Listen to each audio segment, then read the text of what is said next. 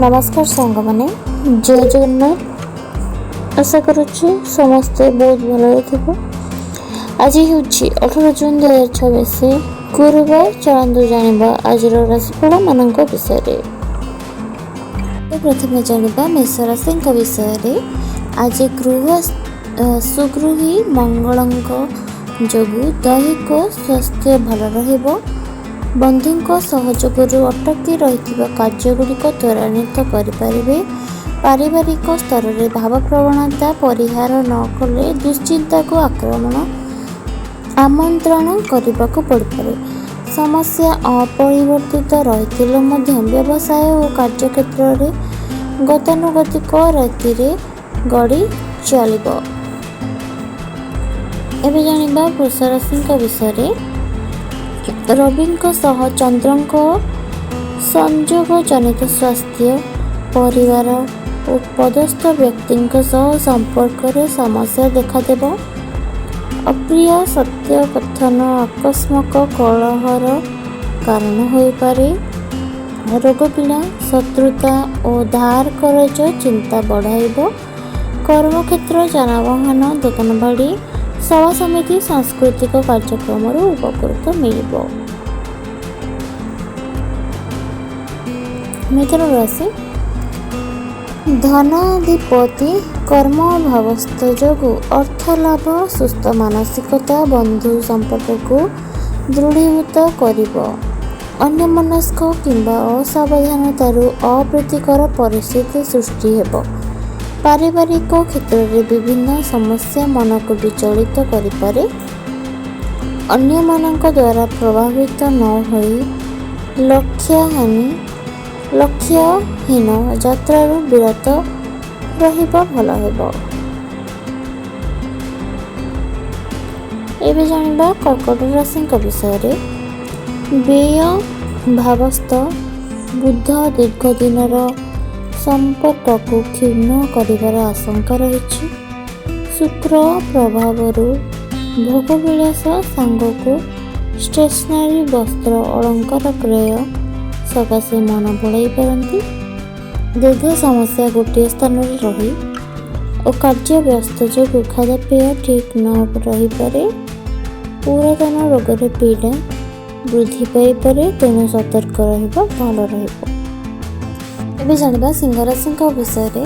चतुर्थापति स्वगृह को देखुथिबारु पारिवारिक संपर्क भल रहिबा। खर्च बढ़ी जावा सांग को मन रे आशंका और अस्थिरता लगी रही पारे।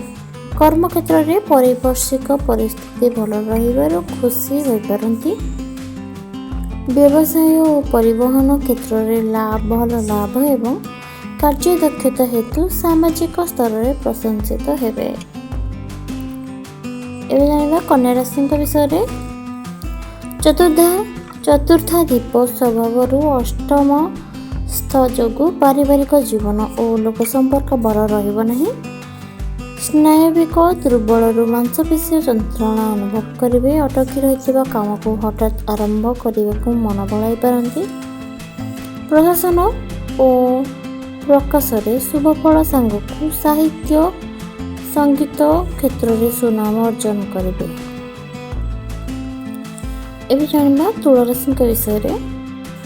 कर्म भाव में गुरु और शुक्र थिबारु कार्यसिद्धि यात्रा रे प्रतियोगिता पारिवारिक जीवन पाई विशेष असुविधा हेब नहीं।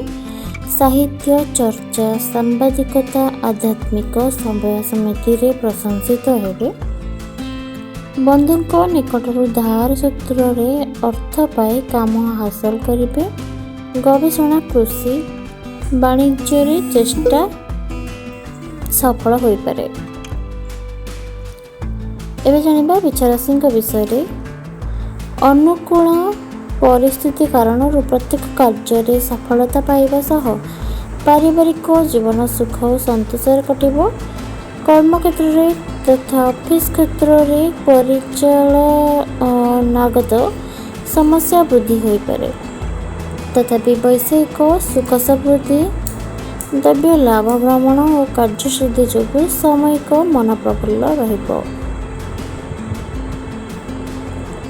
ଏବେ ଜାଣିବା ଧନୁରାଶିଙ୍କ ବିଷୟରେ। ଚତୁର୍ଥ କେନ୍ଦ୍ରସ୍ଥ ମଙ୍ଗଳ କର୍ମ କ୍ଷେତ୍ରକୁ ପ୍ରଭାବିତ କରୁଥିବାରୁ ପାରିବାରିକ ଏବଂ କର୍ମକ୍ଷେତ୍ର ଭଲ ରହିବ। ବନ୍ଧୁଙ୍କ ସହାୟତାରେ ସମସ୍ୟା ସମାଧାନ ହୋଇଯିବ। ସାମାଜିକ ସ୍ତରରେ ସମ୍ମାନୀୟ ବ୍ୟକ୍ତିବିଶେଷ ସହାୟତା କରିପାରନ୍ତି। ପରିବାର ମଧ୍ୟରେ ନିଜର ମନୋଭାବକୁ ହଠାତ୍ ପ୍ରକାଶ କରି ବିବାଦ ଉପୁଜିପାରେ। ଏବେ ଜାଣିବା ମକର ରାଶିଙ୍କ ବିଷୟରେ।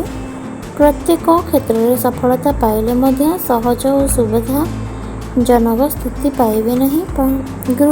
ସ୍ୱଗୃହୀ ବୁଧ ଜନିତ ବସା ବାନ୍ଧି ରହିଥିବା ରୋଗ, ଋଣ ଓ ପରୋକ୍ଷ ଶତ୍ରୁତା ନିୟନ୍ତ୍ରଣ ରହିବ।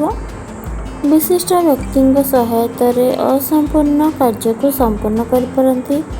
ଅର୍ଥ ସମ୍ପର୍କରୁ ଖୁସି ରହିବେ ଏବଂ ଆପୋଷ ମିଳାମିଶାର ପାରିବାରିକ ସମସ୍ୟାର ସମାଧାନ ଘଟିବ। ଏବେ ଜାଣିବା କୁମ୍ଭ ରାଶିଙ୍କ ବିଷୟରେ। ରାଶ୍ୟାଧିପତିଙ୍କ ଦୁର୍ବଳତା ସାଙ୍ଗକୁ ମନୋଭାବରେ ସ୍ଥିତି ଆପଣଙ୍କ ଦୈହିକ ଏବଂ ଆର୍ଥିକ ଦିଗ ପ୍ରତି ଦୁଶ୍ଚିନ୍ତା ସୃଷ୍ଟି କରିବ।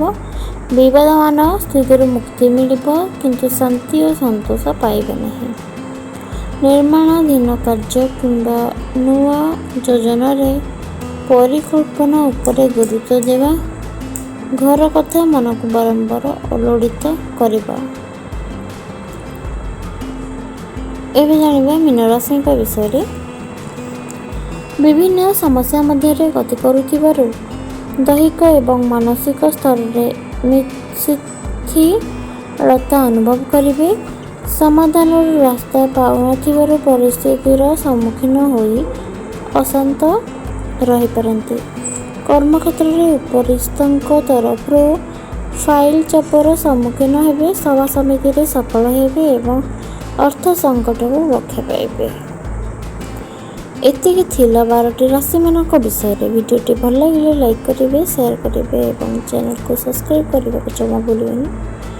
ରହୁଛି। ଜୟ ଜଗନ୍ନାଥ।